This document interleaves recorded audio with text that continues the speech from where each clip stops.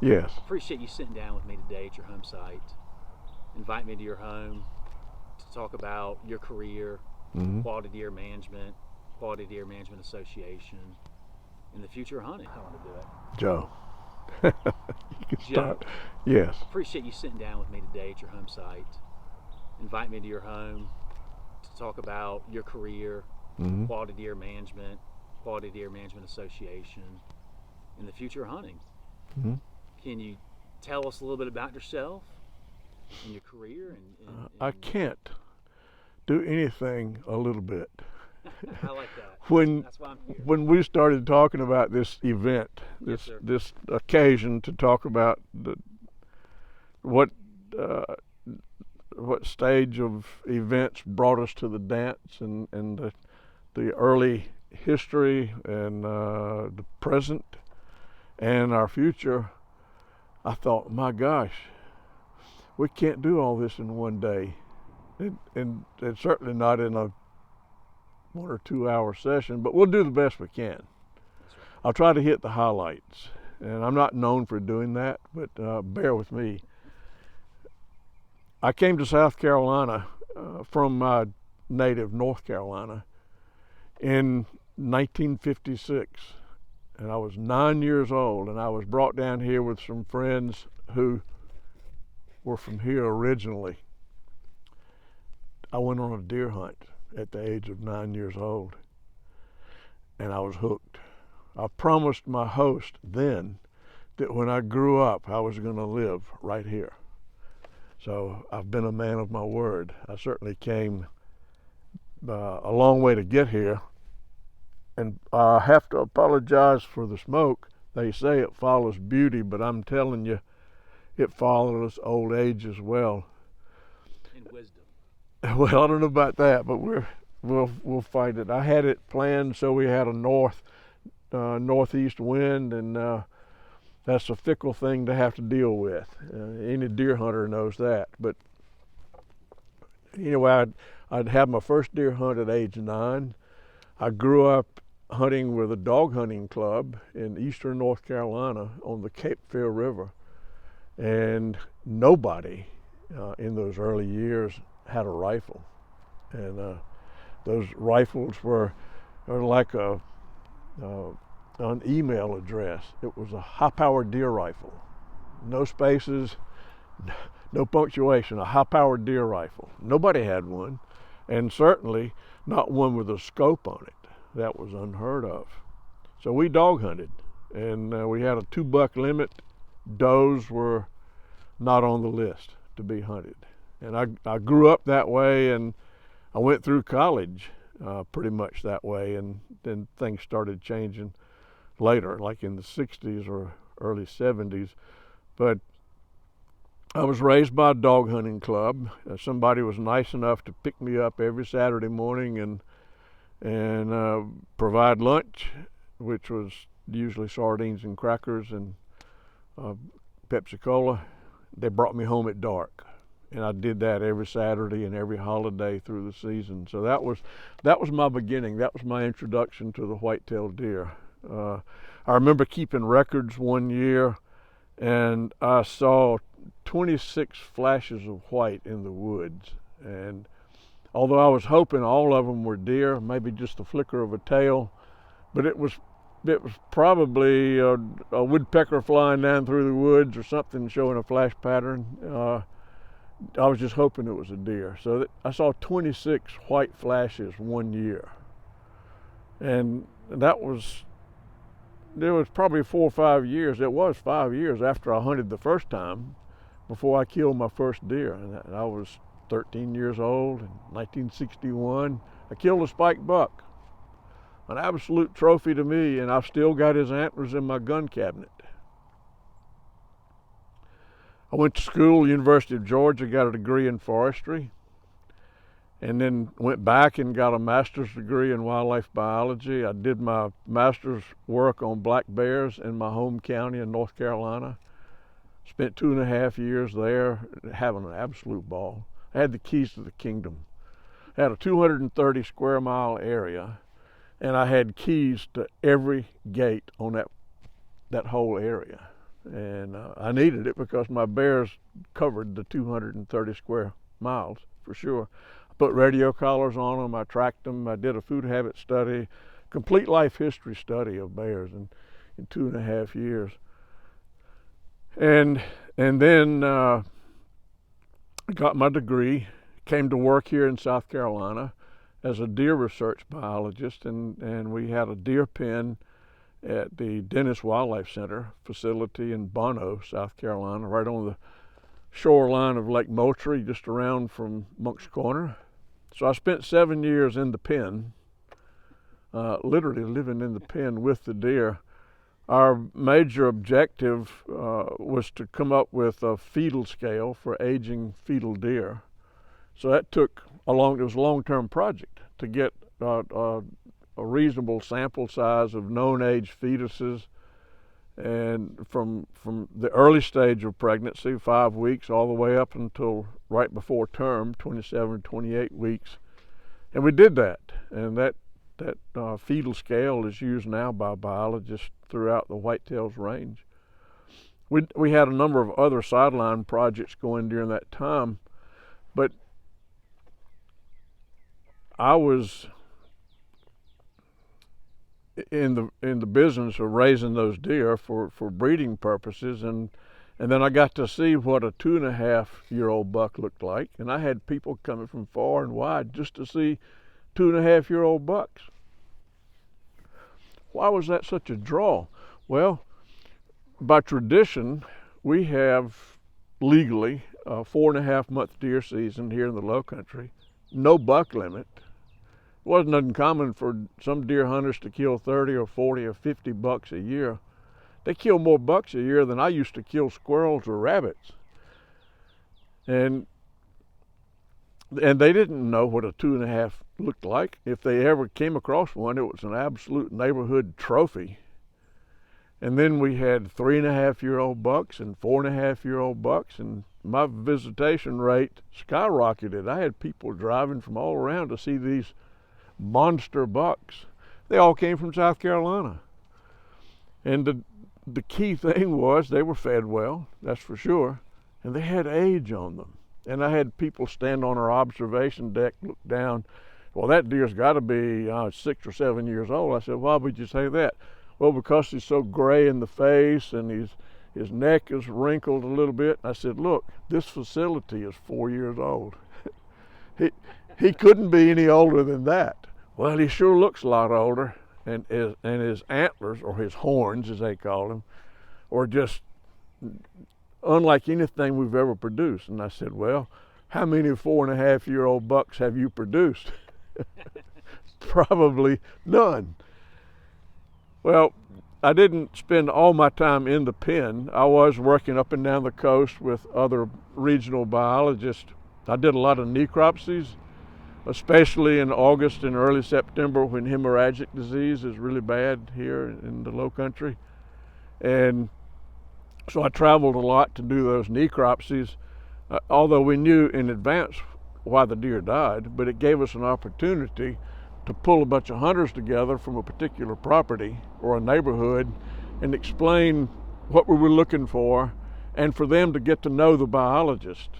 That was a bridge we needed to build way back in those days of our profession. Another thing that I was doing was spotlight surveys all up and down the coast, just to get some idea of how many deer were on properties, the buck-doe ratio, and that kind of thing.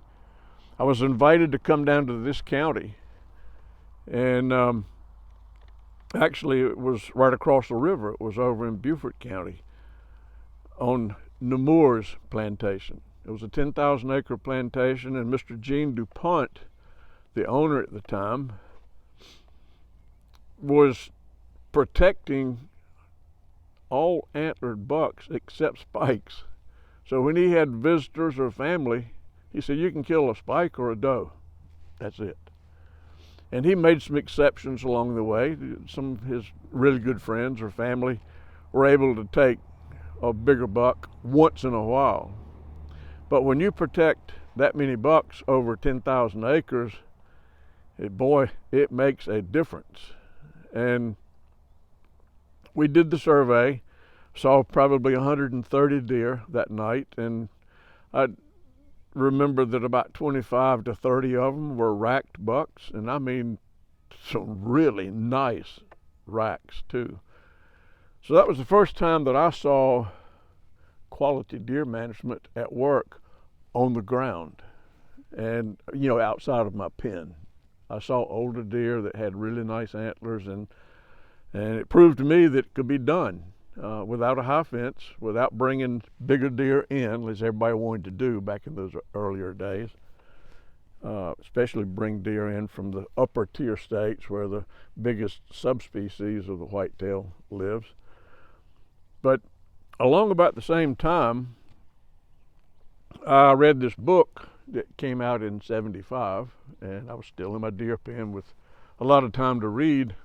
And this was called Producing Quality Whitetails by Al Brothers and Murphy Ray. Made a lot of sense. But it was written by Texas biologists and assumed to be written for Texas hunters. It was, I guess, assumed to stop at the boundary. Well, in '81, I got a chance to go to the 4th annual Southeast Deer Study Group meeting. You just got back from the 47th. That's right. So that puts things in perspective time-wise. So I went out to Texas for that, and I was invited, Gerald Moore, who was a biologist here at the time too, the Deer Project leader. He and I were invited to stay longer and to tour deer country in Texas. So we started off at Nacogdoches, where the meeting was held, and went across to San Antonio and up into the hill country through the Llano Basin. We went to the Kerr Wildlife Management Area and then turned southward, went down through some of the bigger ranches, and went down to spend the night at the Chaparral Wildlife Management Area just below Cotulla. And our host said, "Look, we're going to have a special guest come over and have dinner with us tonight, and it's Al Brothers." I said, "Really?" So yeah, he lives in Laredo, which is not too far down. He's going to come up and spend the night with us. Oh boy. So I had a chance to meet the godfather of quality deer management and the author of that book, the senior author. Well, he came over and we talked deep into the night. Next morning, he said, "You guys need to come on down to the ranch and let me tour you around and show you what we've been doing on these ranches that I've been managing. So you can actually put your feet on the ground where we're managing deer this way." So we did, and I can't tell you how excited I was to tag along with him. I mean, he was a hero to us. And anyway, so we did that. Gerald and I came back to South Carolina, and the next year he and I were the co-hosts for the 5th annual Southeast Deer Study Group meeting. So we had to put together a program. We had to get a keynote speaker, and I said, "Hey, maybe this is a chance to bring somebody from Texas to talk about quality deer management here," because we were starting to get some interest from people. And I'll explain why that interest came. So I called Al and I said, "We would like for you to come to Charleston to the 5th annual Southeast Deer Study Group meeting and deliver the keynote address on quality deer management." It was almost like I thought he didn't hear me. Al is a real deal maker, so his wheels are turning immediately. And he said, "Jose, here's what I'll do. I'll come early and I'll give the address and I'll stay a little bit later. But you got to make some promises. Number one, if I'm there 2 or 3 days early, I want to talk to a different group every night. And the nights after the meeting, I want to talk to a different group." That's one promise. The other one is you normally have 150 people at this meeting, and they're all professionals. wildlife biologists for the state, federal governments, private consultants, you got college professors, on and on and on. Extension agents, all that. If you'll promise me you'll have a hunter in that audience for every professional person, Wow. then all of a sudden our meeting had to be designed to accommodate 300 people. I said, okay, we'll go with both of those promises. We'll stick with them. He drove a pickup truck from Laredo, Texas to Charleston. Now, what's important about that is that in the early 70s, he had a helicopter crash doing a deer survey in Texas, broke his back, and his legs were paralyzed from mid-thigh down. So he had to have hand controls in his pickup truck. That's how he got from Laredo to Charleston, was in that truck with hand controls.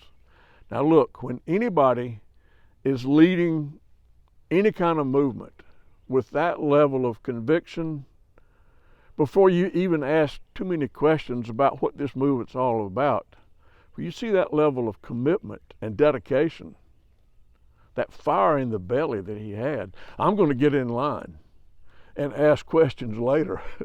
But that's the kind of leader, that's the kind of mentor that Al Brothers was to us back in those early days, to bring a very novel idea to South Carolina.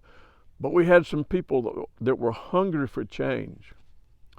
And here's sort of to encapsulate the chain of events that brought us to the dance.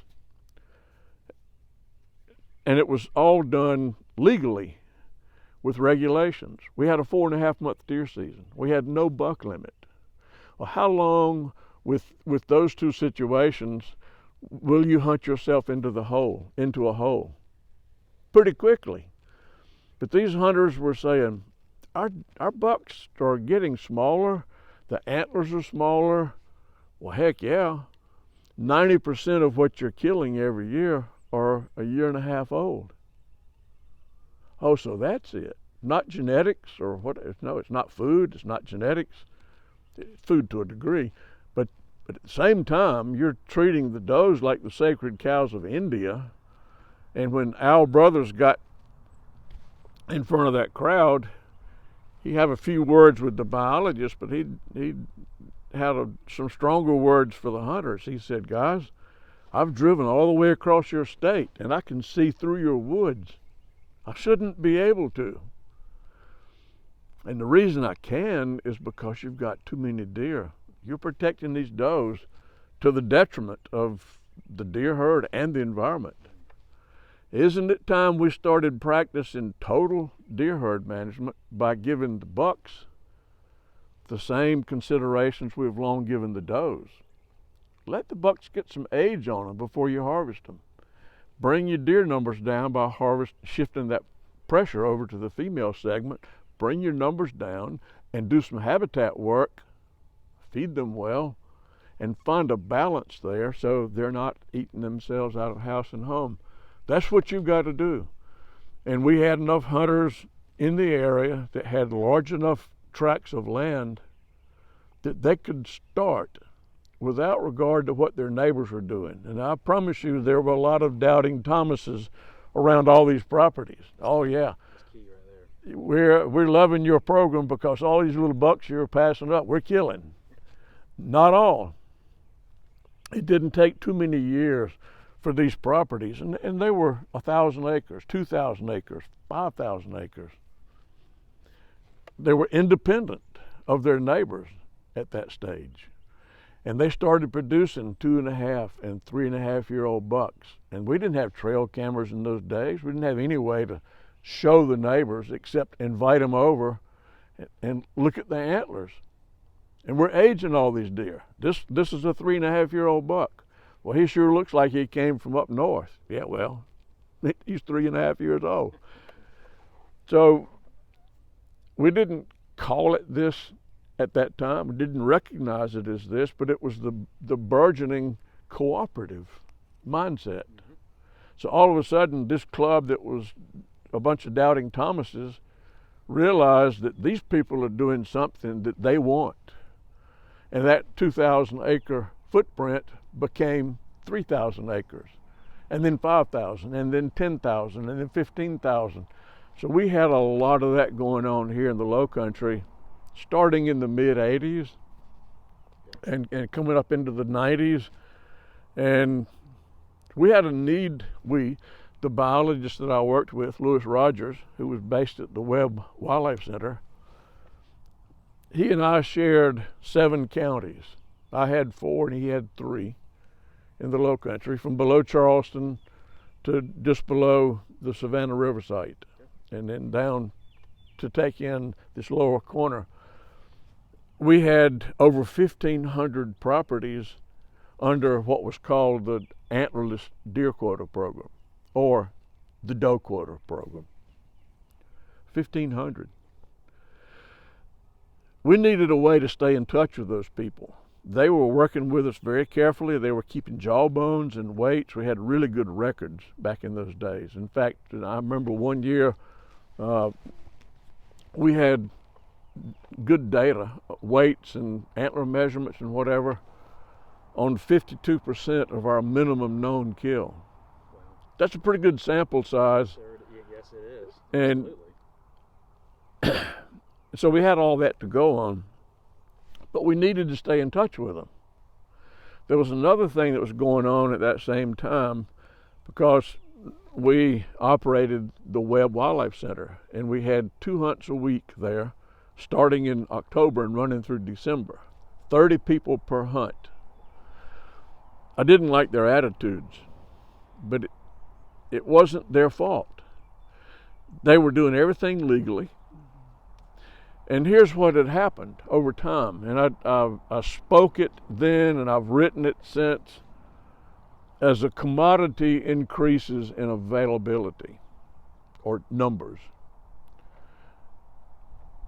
the respect for the individual declines. And that's what was going on. And we were tracking a deer for a fellow one night at the Webb Center, and it was obviously a gut shot. And it happened at almost dark. In fact, we were standing out in the yard getting ready to go into the trucks to go pick up all the hunters, and we heard this shot, and we said, all right, that's going to be a sad story. So we got there, and the fella couldn't tell which way the deer ran because of the muzzle blast. So we fanned out and finally found the blood trail, but it had stomach contents in it. And we tracked it a ways to a creek, and the fellow said, look, I don't really need to find that deer. I've killed 7 this year already. So when we came back, I had a chat with Lewis Rogers, and I said, we've got a problem with attitudes, and we can change that with education, not regulation, with education. We've got to build some respect for these individual animals. We don't have it now. And if we can't do that, I need to look for another job. That's sort of a milestone in my career. That was the driving force. There were a number of episodes like that, lack of respect for the individual that drove a lot of us to make the necessary changes. I also wrote somewhere along the way that education was a process that starts off with awareness. You've got to make the hunters, in this case, aware of what the situation is, and then they become enlightened. And then once they get to the enlightened stage, respect is the next step. And then once they get respect for their quarry, for the whitetail in this case, you're not exactly home free, but you're at a good place. That's right. You've got the right audience. You've got people that are respecting their quarry, giving it the benefit of the doubt. If they're not sure about a particular buck, if he's not old enough or they don't get a good enough look at his antlers, the option that you've always got is to not shoot. Yeah, that's right. But before this movement started, the mindset was there's no limit. There's an unlimited supply of these animals. I might as well just try a shot. If I don't get it, I don't get it. So those situations brought us to the dance. And when you start seeing the twinkle in the eyes of these people that are bragging about the bucks that they passed up and what they have to look forward to next season and all, and then now trail cameras have come along and they show us what's there. Before the trail cameras, all we could do to prove that we had survival after the season was to look for shed antlers. And I can remember the first shed antler I ever saw. I was in the second or third grade, and one of my classmates brought it to school, and we said, "My gosh, this is really something." And the old timer said, "Well, the reason you don't find them is that rats and squirrels eat them all." That's not exactly right. The reason we didn't find them is that we were raping the buck segment and at a very young age structure in the bucks. It's hard to find spike antlers, I promise you. Yeah. So I'm rambling a lot, but I'm just trying to set the stage for how we got where we were, and from where we were to where we are now.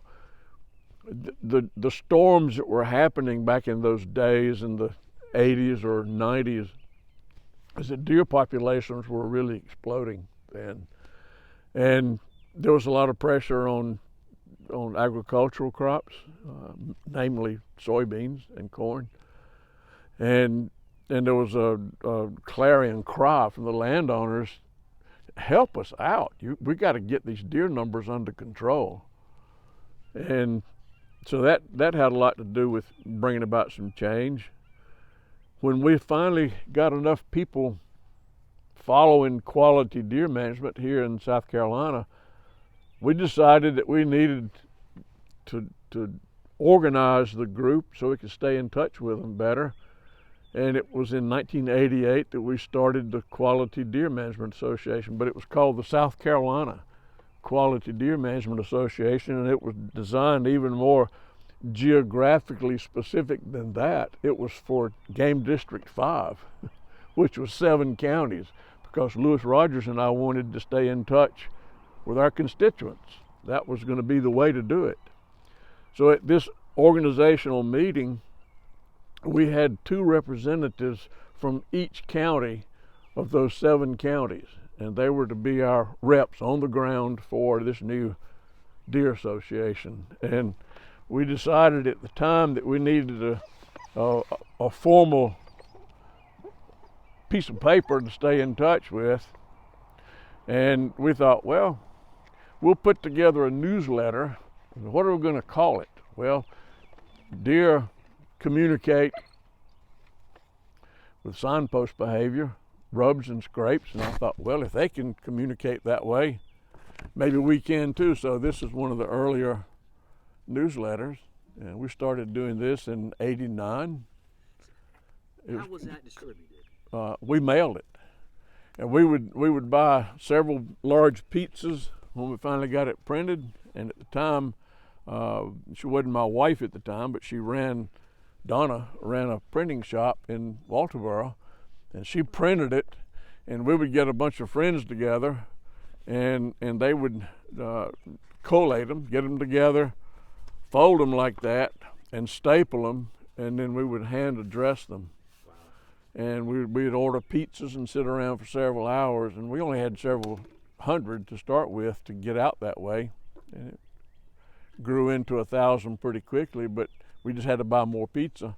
But that was how it was sent right there. It was stapled and put the address on it, and boom. And membership was $15. Wow. Yep. That went for almost 4 years. And then in '93, we came out with, everybody wanted a magazine. So, well, we'll see what we can do. We came out with the Quality Whitetails Journal. This is the first one. and Dr. Rob Wegner up in Wisconsin was the editor. We produced the first 2 issues in Wisconsin, and then we took it over and did it from down here after that. But this is the very first one. And should I assume that the name of the publication, Quality Whitetails? where that came from? Well, Quality Deer Management, and it was specific to whitetails only. It didn't have anything to do with any other deer species. So, yeah, that's where the name came from. The logo, I mentioned to you earlier that there's a lot of history here in silhouette art. A fellow by the name of Carew Rice designed a lot of gates, and even the back of the drive-in movie theater screen had a big silhouette design that he came up with. So I took his idea on silhouettes and came up with the logo of the buck and the doe. Now look, we had problems back in those early days of being called a trophy deer movement. So the first buck in that logo was a 6-point. And I was trying to be so careful not to have a trophy deer represented in that logo, and I finally ended up with a representative 3.5-year-old. So that was our goal, was to produce more 3.5s, and that took finally. So that's how that logo came about, and the idea was that you can't manage one without the other. That female segment of the population is perhaps more critical than the male segment at keeping the numbers down and all of that. So that's how all that came about. That's a classic logo. I have several questions I was thinking of. Can you talk a little bit about what did the habitat in general? Of course, it's going to change from the low country to the sand hills, and what did the habitat look like? I know you mentioned when Al Brothers drove from Texas to South Carolina and what he noticed and what he commented.